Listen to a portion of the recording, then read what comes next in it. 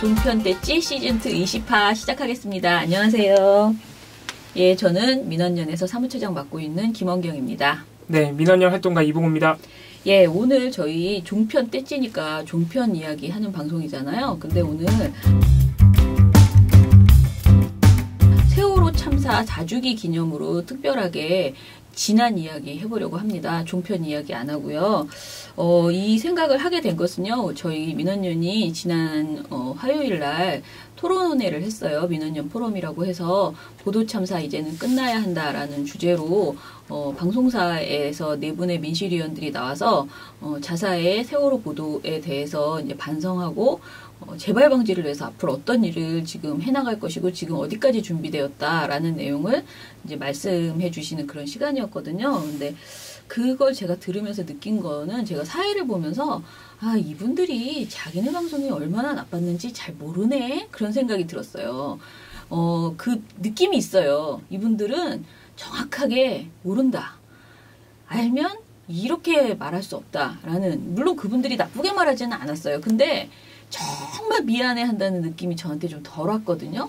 그래서 좀 느낌이 삘이 살아야 되는데 왜 나한테 그게 안 올까 이렇게 생각을 하다가 이게 너무 그때 괴로웠던 거예요. 특히 MBC나 KBS에 계신 분들은요. 그런 엉망인 방송이 자기네 그 저녁 종합 뉴스에 계속 나가고 있는 현실을 외면하고 싶었던 마음이 너무 컸고, 그러다 보니까 이렇게 매일매일 자기네 뉴스라고 그렇게 받겠어요? 그렇게 막 차분하게 찾아보지 못한 거죠. 그래서 많은 사람들이 보도 참사, 기레기 이런 말은 하지만은 그 수준이 어느 정도였는지, 얼마나 나쁜 보도가 많았는지에 대해서는 저처럼, 저희 민원연 활동가들처럼 아주 온몸으로 느끼지 못했구나라는 생각이 들었어요. 그래서 또 이제 4주년이 지나다 보니까 여러분들도 세월호 때 참 언론이 나빴어라고 말은 하지만 정말 얼마나 나빴는지 좀 잊어버리신 것 같아서요. 오늘 대략적으로 사실 저희는 항상 세월호 관련된 내용은 계속 모니터를 꾸준하게 잘하고 있기 때문에 4주년 전체를 다 기념할 수도 있지만은 특히 1년 동안 세월호 참사 2014년 4.16부터 2015년 4.16까지의 그 1년 동안 우리 언론이 얼마나 그때 상황을 왜곡했었고 이제 말도 안 되는 보도를 했는지에 대해서 쭉 정리를 해봤습니다. 사실 급하게 정리를 한 것이라서 빠지는 것도 있겠지만 대표적인 것들은 다 모았다 이렇게 할 수 있어요. 자, 첫 번째 하나씩 얘기를 해봅시다. 첫 번째는 요건 제가 할게요. 유가족에 대한 선정적 흥미 위주의 보도. 이게 가장 처음에는 큰 문제로 보였어요. 생각해보면요. 참사가 벌어진 그 날은 지금 생각했던 것처럼 이렇게 큰 문제가 세월호에 있을 거라고는 생각을 못했고요. 진짜 단순 해양사고라고 생각을 했어요. 사고가 났는데 오보가 났구나. 그리고 이게 배가 가라앉고 있는데 어떡하지? 아직도 기회는 있을 거야. 이런 마음으로 국민들이 정말 너무 애절한 마음으로 그 참사를 바라보고 있었어요. 그런데 그 짧은 시간 있잖아요. 그러니까 4월 16일 낮 12시서부터 밤 10시 그 사이에 어떤 보도들이 있었냐면요. MBC와 TV조선은 참사 첫날 보상금을 이야기를 했죠. MBC는 저녁 뉴스에서, 이브닝 뉴스에서 했고요. TV조선은 저녁 종합 뉴스에서 보상금을 논했습니다. 그 다음에 뉴시스는요, 단원고를 찾아가서 사망한 학생의 공책을 꺼내서 보여주면서 그걸 촬영해서 보도를 했어요. 이투데이는 타이타닉 사고를 영화를 이렇게 엮어가지고 기사화하는 이런 황당한 짓을 했습니다.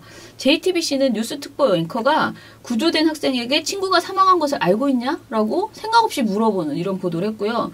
SBS는 6세 어린이가 구조돼서 혼자 나오는데 그 아이를 근접 촬영하면서 아이에게 질문하는 이런 장면이 찍히기도 했어요. 그러니까 한마디로 말해서 우리가 말하는 재난 보도에서 지켜야 될 예의라고는 찾아볼 수 없는 그런 몰상식한 흥미 위주의 사고가 터졌는데, 물론 이렇게 악의적으로 지금처럼 이렇게 지금 결과적으로 보면 더 나쁜 보도들이 많아요. 근데 그날 당시에도 이렇게 개념 없는 사람들이 다 있어? 라고 생각할 수 있는 그런 보도들이 첫날 이뤄졌다.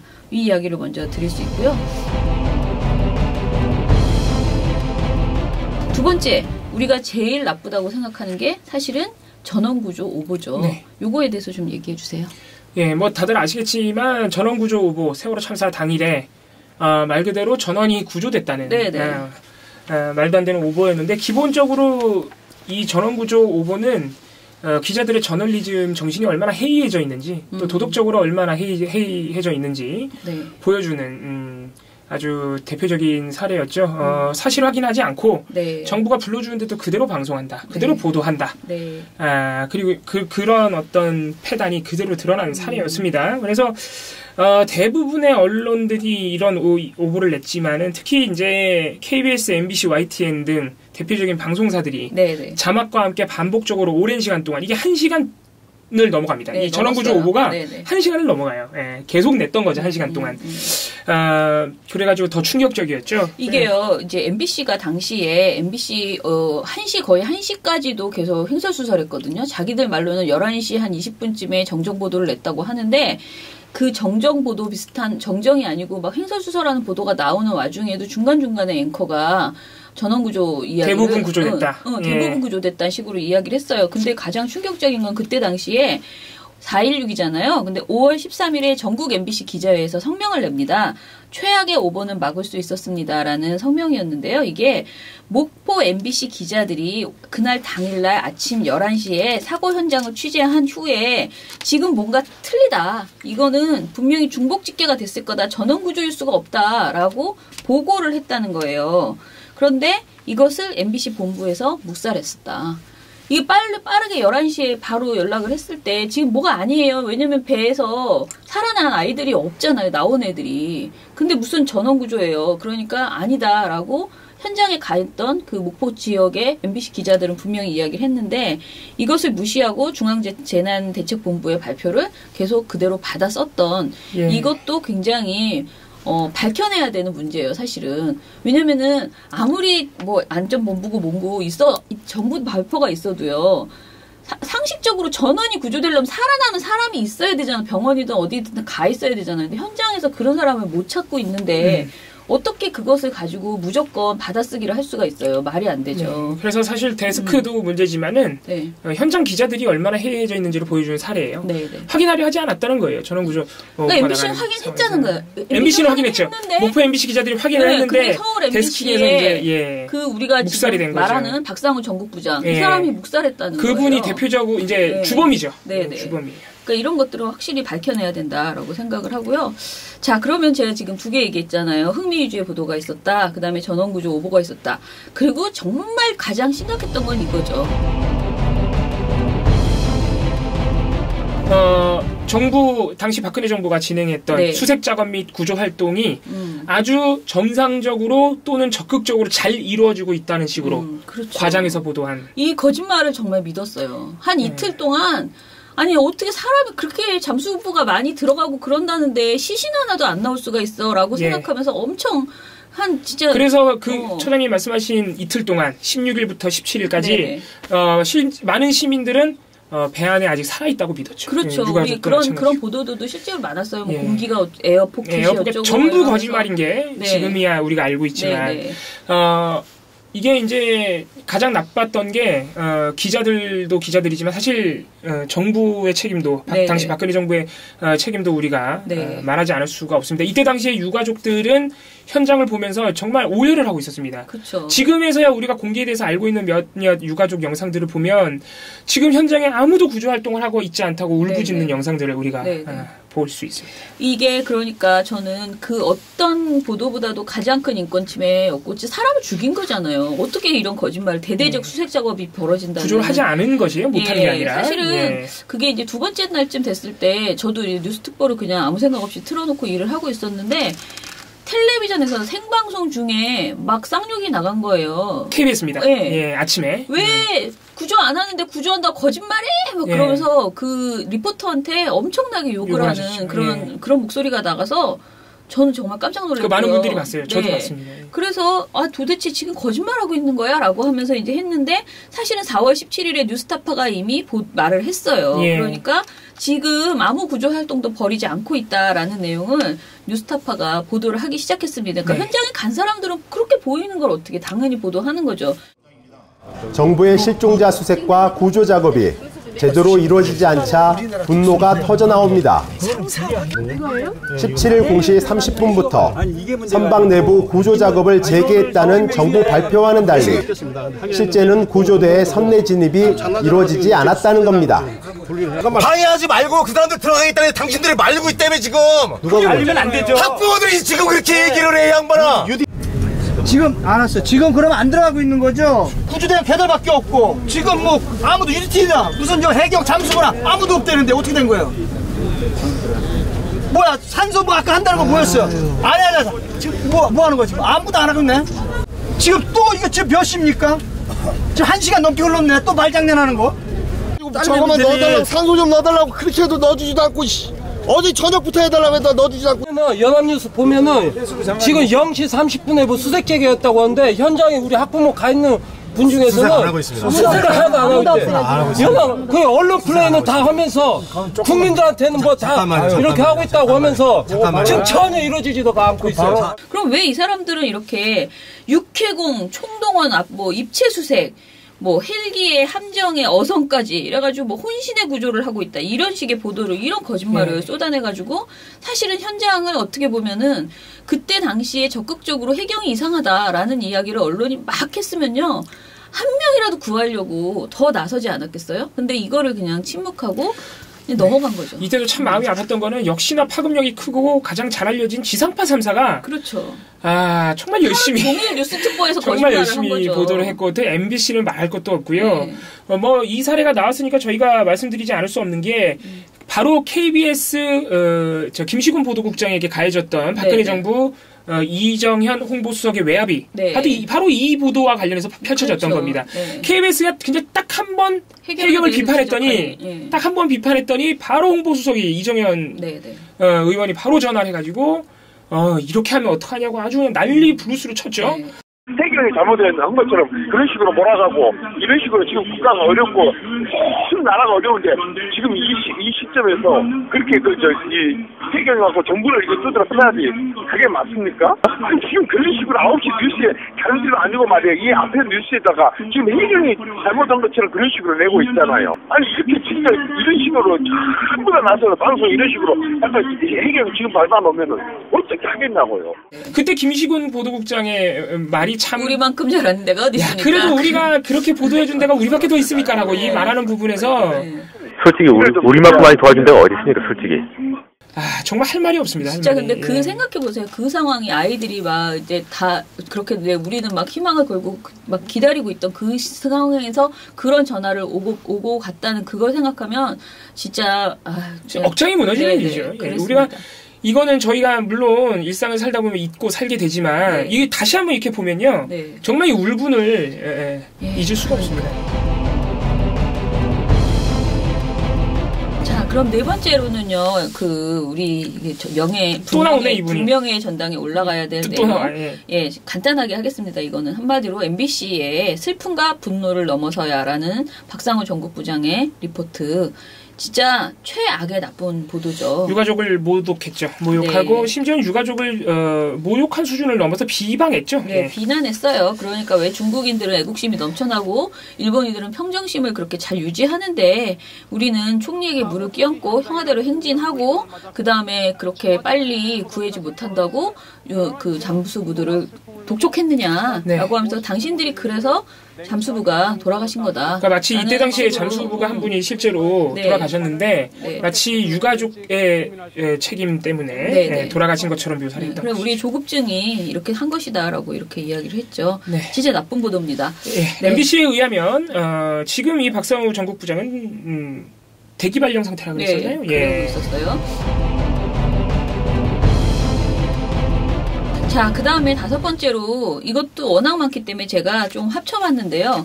세월호 유가족의 세월호 특별법 제정 촉구 그리고 각종 행동이 이어졌습니다. 한마디로 이제 세월호가 유가족들이 이제 뭐 아이들은 안 나오고 시신도 이제 어느 정도 수습이 되고 더 이상 안 나오는 그런 상황에서 이제 더 할 것이라고는 진상규명밖에 안 남은 상황이잖아요. 왜 우리가 이렇게 아이를 잃었는가에 대한 진상규명을 요구를 하고, 그리고 우리 사회에서 다시는 이런 참사가 일어나지 말아야 된다라고 하면서 제대로 된 특별법을 만들어 달라고 요구하기 시작했습니다. 그런데 이 거리를 진짜 전국에서 엄청나게 이 일을 위해서 뭐 도보행진도 했죠, 단식도 했죠. 이제 유가족이 할 수 있는 건 전 다 했다고 생각을 하거든요. 근데 그렇게 하고 많은 또 젊은이들이나 뭐 사실은 세월호 때문에 인생이 바뀐 사람이 한두 명이 아닙니다. 많은 사람들이 함께 나서서 특별법 제정 촉구를 요구를 했는데요. 이런 내용을 보도를 안 했어요. 세상이 정말 밖에 나가면 다 세월호 이야기였거든요. 거리에 계속 서명을 받고 있었고, 온통 우리가 보는 모든 페이스북과 이런 것들은 그냥 세월호 특별법에 대한 이야기로 들끓었는데, 지상파 3사 그리고 뭐 종편 당연히 전부 다 다른 세계를 계속 JTBC만 빼고 보도를 안 했다고 보시면 그렇죠. 될 것 같습니다. 저희가 한번 해봤더니 7월 12일부터 7월 29일까지 가장 뜨겁게 세월호 관련된 그 특별법 제정 요구를 하는 뭐 도보순례단 단식 이런 게 쭉 이어지던 이 시기예요. JTBC가 32건을 이 특별법 제정에 대한 목소리를 32건을 보도했을 때 대략 하루에 2건씩 한 거예요. MBC가 이게 그러니까 한 20일 정도 되는 시간이잖아요. 네. 근데 MBC가 3.5건을 했어요. 안 했다고 봐야죠. 안 한 거죠. 안 한 거예요. 예. 이건 정말 불가능한 수준으로 적게 보도를 한 거거든요. 뭐 근데 채널A도 4건. TV조선도 6건이니까. 네. TV조선 채널A는 제가 지금 계속 말하지만 별로 나오지 않습니다. 왜냐면 얘네는 계속 유병원 보도를 하느라고 바빴기 때문에 네. 유병원 프레임으로 완전히 덮어버리는 그런 짓을 했죠. MBC, KBS는 다른 내용을 하고 있을 때 또. 자, 그리고 이게 이제 5번째였고요. 자, 그 다음에 6번째는 뭘까? 세월호 유가족에 대한 막말이 엄청나게 나왔었거든요. 이때 그 가짜 뉴스가 엄청 돌았어요. 네. 뭐 말도 안 되는, 저는 이때 처음으로 카톡으로 도는 가짜 뉴스를 보게 된 것 같아요. 대표적인 게 이제 유가족들이 이제 보험금을 타내기 위해서 이렇게 시위하고 있는 거죠. 이런 뭐 특별법 그 제정하는 이것이 모두 다 세금 도둑이다. 뭐 이런 식의 이야기들이 그런 막말과 가짜 뉴스 이런 게 엄청 돌았는데요. 사실 관련돼서 이런 가짜 뉴스가 가짜 뉴스라고 말해주는 게 언론의 역할이에요, 오히려. 그런데 이것을 제대로 지적하는 보도는 거의 없었어요. 제가 그때 카운팅을 해봤을 때 이제 JTBC가 4건, 채널A가 5건을 보도했는데 TV조선 2건, MBC, KBS 2.5건이었다라고 했어요. 이게 이제 여러 가지 막말이나 가짜 뉴스 관련된 보도예요. 근데 그 중에 가장 웃겼던 거는 이건데요. MBC에서 특별법 반대 카톡 논란이라는 7월 21일 보도가 있었습니다. 천현우 기자가 쓴 리포트인데요. 이 리포트는요, 심재철 의원의 카톡이 있어요. 이 카톡이 굉장히 아주 뭐 절대 따라서 읽어주고 싶지도 않은 그런 황당한 주장이거든요. 그런데 한마디로 안전사고 사망자가 국가유공자보다 몇 배 대우를 해달라는 것이 특별법의 주장이다. 유가족들은 수억 원의 보험금이 지급될 수 있고 성금과 기부금으로 1,000억 원이 있는데 그게 모자라서 사망자 전원을 의사자로 지정해달라고 한다. 지금 세월호 희생자는 국가 보위와 국민을 지키기 위해서 싸우다 희생된 사람이 아닌데 너무 많은 것을 요구하고 있다. 이런 식의 내용이었어요. 근데 이거를 카톡 글을요, 이 완전 가짜 뉴스거든요. 이거를 정말 엄청난 큰 자막으로요. 읽어주죠. 쫙 읽어줘요. 무슨 대통령이 하는 성명서도 아닌데 쫙 올라가는 글로 그렇게 읽어줍니다. 그러면서 비판하는 내용이 들어있는 척하는 건 뭐냐면은 민주당의 그 원내대변인의 발언을 함께 하나 딱 집어넣어 주는 거예요. 그렇지만 이 보도를 딱 보고 나면은 심재철 위원장의 모든 카톡 내용이 정확하게 다 이제 인지돼 버리거든요. 저는 이건 한마디로 말하면은 심재철의 요구, 공유해달라고 써있어요. 그 글에 공감하면 다른 사람에게 전달해달라고 써있는데 이거를 공영방송이 지금 한 것이다.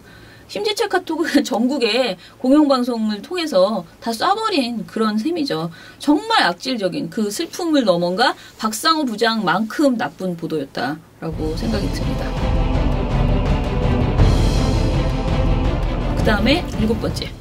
네. 뭐 이것도 이제 가짜뉴스랑 비슷한, 아까 심재철 의원의 그 카톡 내용이 전부 다 뻥이에요. 네네. 의사사 지정 요구한 적 없습니다. 네, 이런 부분 우리가 반드시 알아야 되고. 다음 사례도 비슷한 겁니다. 이것도 가짜뉴스인데 역시나 유가족들이 단원고 이제 특례 입학, 특례 입학을 요구했다고 네. 그런 이제 내용을 많이 보도했던 것이죠. 네, 제가 이때 사실은 보고서를 써야 되는데요. 아침에 출근하자마자 이거를 이제 전날 뉴스를 이렇게 봤어요. 보다가 이게 두 번째 보도인가 그랬거든요. 단원고 3학년 대학 특례 입학이라는 그런 제목의 보도였어요. 근데 단신이고 네 번째라고 해요. 단신이고 네 번째 보도. 이긴 했지만은 이게 정말 그동안 그렇게 특별법에 대해서 그렇게 보도 안 하던 MBC가 네 번째 정말 매우 중요한 순서에서 뭔가를 보도했는데 그게 단원고 3학년 학생들이 특례 입학을 받을 것이다. 라는 이런 내용을 보도를 한 거예요. 예, 근데 이게 사실도 아니고요. 실제로 이게 그렇게 해서 무슨 아이들이 특례 입학을 할 수 있는 그런 상황도 아니었고 주요 쟁점도 아니에요. 특례 입학은 유가족이 요구한 것도 아닙니다. 네. 예. 근데 이거를 이렇게 네 번째로 주요하게 배치를 해서 보도를 한 것이 정말 용서가 안 되더라고요. 그래서 제가 이때 막 1인 시위도 그 MBC 앞에 가서 하고 진짜 니네는 쓰레기다, 기레기라고 말할 가치도 없다라고. 이때 MBC는 쓰레기죠. 네, 이야기를 했었습니다. 자, 그 다음에 우리가 또 무슨 일이 있었냐면요. 그 국정원과 세월호의 연관성, 이게 이제 드러나기 시작했습니다. 그때 당시에 세월호에서 노트북이 발견됐는데요. 그 노트북을 이제 조사하는 과정에서 이게 국정원과 세월호가 분명하게 연관이 있다라는 내용들이 밝혀지기 시작했어요. 그런데 이와 관련해서 7월 21일부터 31일까지 모니터를 해보면요. 이 세월호 국정원 연관 의혹과 관련해서 보도한 방송사가 딱 두 군데밖에 없습니다. 네, 아예 안 한 거예요? 네, 전혀 보도를 안 했어요. SBS가 한 건, JTBC가 두 건. 딱 요렇게만 보도를 했고요. 이게 한겨레나 이런 데서는 제법 많이 보도를 했거든요. 그런데 이게 물론 거기도 이게 이런 문건이 나왔다. 국정원 지적사항이라는 문건이 나왔다. 노트북에 그런 문건이 들어있었다라는 내용을 이게 그때 약간 어목한 분위기였잖아요. 그렇긴 하지만 분명히 의혹을 제기할 수 있는 내용인데 이거를 이렇게까지 덮었다는 것은 이게 우리 언론이 진짜 이상하네? 라는 생각이 들 수밖에 없는, 지금 우리가 어제 영화도 보고 왔지만 이상함의 끝을 찍는 그게 사실은 이 국정원의 연관성을 전혀 보도하지 않는, 한 건도 말하지 않는 이런 행태였던 것 같아요. 그 다음에 또 하나 우리가 되게 나빴다고 생각한 거는 유가족 폭행 시비가 있었죠. 이게 뭐냐면은 대리운전 하러 오신 분이 김현 의원과 신랑이가 있었고 그 과정에서 그걸 말리면서 유가족이 폭행에 연루되었다라는 식의 보도가 있었습니다. 근데 이 보도에서 이 관련된 보도가 뭔가 유가족을 공격하고 싶었던 언론들에게 빌미가 된 거죠. 엄청난 빌미가 된 거예요. 빌미로 쓴 거예요, 이 사람들이. 이 언론들이 너무 열심히 보도를 하기 시작했습니다. 근데 이 보도에서 최악의 보도는 사실은 TV조선의 보도였는데요. 민변 유족 변호 손떼라는 제목이었어요. 민변이 이제부터 유족에게 변호를 안 하겠다. 라는 내용이에요, 제목이. 근데 이것도 뻥이었죠. 네, 이게 뻥이었습니다. 여기에 이제 박주민 변호사가 나왔습니다. 그런데 박주민 변호사의 인터뷰를 조작한 거죠. 다른 얘기를 하는 장면을 마치 박주민 변호사가 유가족을 혼내는 것처럼 느껴지게, 그런 식으로 훈계하는 것처럼 느껴지게 이렇게 보도를 했습니다. 그래서 굉장히 이 보도로 인해서 큰 비판을 받았고요.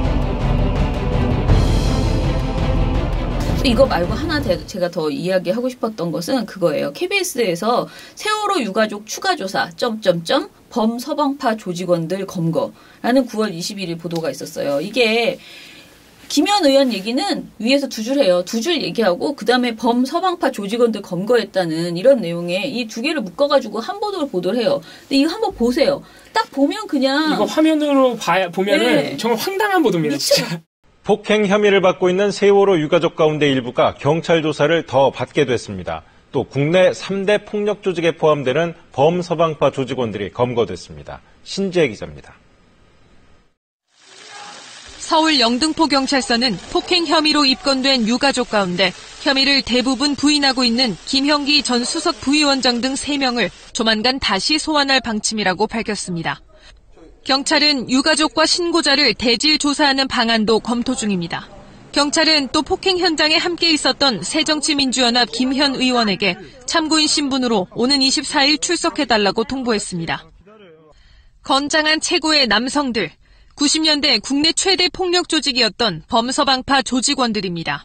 경찰은 3년간 수사한 끝에 부두목 47살 김모 씨 등 범서방파 조직원 60여 명을 무더기로 검거했습니다. 유가족이 왜 범서방파랑 무슨 연관이 있는 것처럼 보이지 않아요? 예, 그냥 그렇게 보도했어요. 실제로 연관이 있는 것처럼 이게 보도했어요. 같은 조직이구나라는 생각이 들게 그렇게 보도를 한 거예요.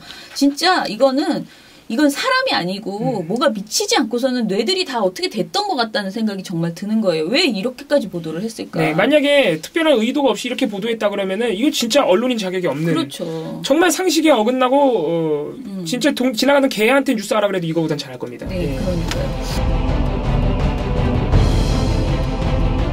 자, 그 다음에 이제 또 하나 또 우리가 막 너무 화가 난다 했던 게 이런 거예요. 그러니까 TV조선에서 예전에 판교 환풍구 사고가 있었어요. 환풍구가 이렇게 무너지면서. 추락해가지고. 예. 그래서 거기서 굉장히 많은, 그런 이제 뭐, 유가족이 나왔거든요. 근데 이 보도를 하면서 이 유가족들이 보상에 타결됐다라고 이야기를 해요. 근데 이거는 세월호 참사하고는 다른 거잖아요. 눈에 바로 보이는 데서 이제 참사가 벌어졌던 것이고, 그런데 이 사람들이 뭐라고 하냐면은요, 기자가 이처럼 신속한 합의가 이루어진 건 유가족의 합리적 판단 때문이었다는 분석입니다. 유가족 여러분의 결단으로 대타협의 결론을 내릴 수 있었습니다. 라는 성남시장의 발언을 하면서 또 다시 한번 칭찬해요. 유가족 측도 통상적이고 합리적인 선에서 합의하는 좋은 선례를 남기고 싶었다고 밝혔습니다. 저희가 뭐 그렇게 큰 것들을 요구한 것들이 아니었기 때문에. 그리고 다시 또 기자가 말해요. 유가족들은 사고 직후에도 국가에 부담을 주지 않고 조용히 장례를 치르겠다는 뜻을 밝힌 바 있습니다. 날벼락 같은 참사였지만 슬픔을 억누른 유가족의 합리적 대응은 대형 사고 수습의 본보기가 될 것으로 보입니다. 야, 마지막 멘트. 야, 네. 진짜. 기자의 멘트가. 이게 왜 이 사람을 칭찬하는데 저쪽을 욕하는 것 같이 보이죠? 예, 이거는 누가 봐도 세월호 참사 네. 유가족을 겨냥한 보도죠. 그러니까 저는 판교 사고 잘 수습한 거 좋다 이거예요. 그런데 예. 그거를 왜 이렇게 유가족을 계속 띄우면서 니 비교해라. 좀 반성해라. 이게 아주 대놓고 이렇게 방송을 했던 거예요. 진짜 또 한 번 말하지만 악질적인 저널리즘입니다. 진짜 이게 마지막인데요. 뭐냐. 그 이후로 쭉 세월호 특조위가 있었죠. 1차, 2차 막 이렇게 있었잖아요. 내내 계속 흔들었습니다. 세월호 특조위가 세금 도둑이다라고 이야기를 했고요. 특조위에서 제대로 조사하지 못하고 있는 그 상황은 단 한 번도 제대로 보도하지 않았고요. 특조위에서 하는 청문회 한 번도 생중계 안 했죠. MBC, KBS.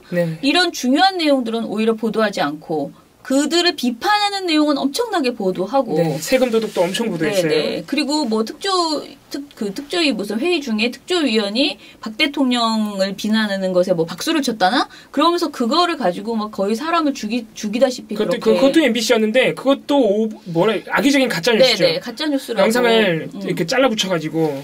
이런 식으로 그냥 1년 내내 이거는 지금 생각해보면요. 그냥 단순히 기레기라고 말할 수 있는가. 정말 엄청난 어떤 음모를 가지고 이걸 전체를 이렇게 왜곡하지 않고서야 도대체 왜 이렇게까지.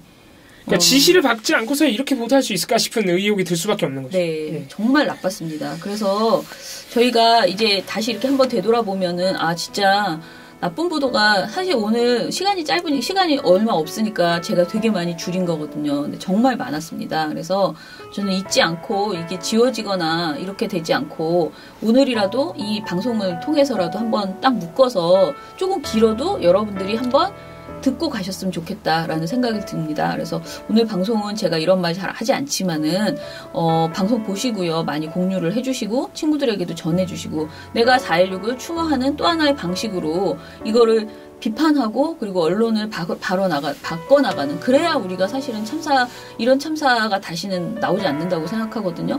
그러니까 우리가 지금 사회를 바꿔야 된다. 이전과 세월호 이전과 이후는 달라야 된다. 이런 얘기 많이 하지만 바뀌는 것에 있어서 가장 중요한 것이 저는 언론이라고 생각을 합니다.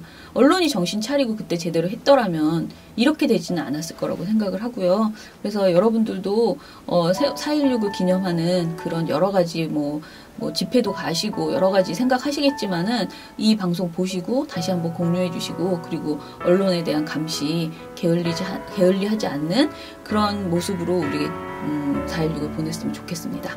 예, 그러면 인사할까요? 네. 네, 다음 주에 또 뵙겠습니다. 감사합니다.